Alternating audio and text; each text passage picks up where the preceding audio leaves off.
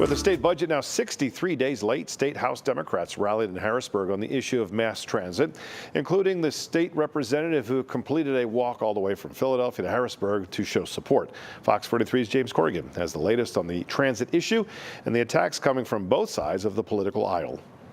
A journey that began in Philadelphia for State Representative Malcolm Kenyatta has ended at the Capitol steps after he completed his 107-mile walk across the Commonwealth to advocate for mass transit funding and to show that rural and urban Pennsylvania can still come together. What I have seen across this Commonwealth is that people do believe that the Commonwealth can, should, and must work for the common good. On the Capitol steps, Kenyatta launched a broadside on state Senate Republicans who he says have stalled the budget and mass transit funding for their own political interest. What we get are leaders who say, well, you know what, I don't have the courage to solve the problems of my neighbors, and so the best we can do is I screwed over some other people who you probably shouldn't like or trust in the first place. There's obviously a publicity stunt out there today meant to kind of throw bombs and blame the Senate Republicans. Republican State Senator Frank Ferry was attacked by Kenyatta by name at the event for not supporting House Democrats' plan to use sales tax revenue to fund transit.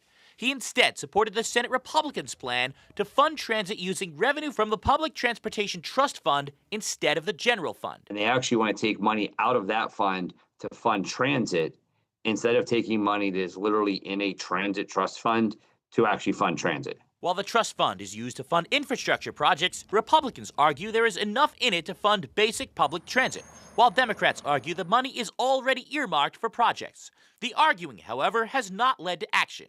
With the budget now over 2 months late, Ferry says he is avoiding playing the political game, while Kenyatta says Democrats are focused on delivering the funding they have passed 5 different times this year. I don't care if you're a Republican, Democrat, independent, whatever you may be.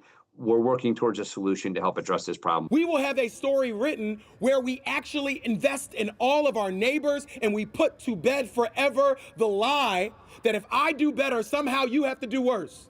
Now, despite Governor Shapiro saying the two sides were close last week, and despite him floating multiple compromises both on transit and on the budget, there is still no movement on the issue.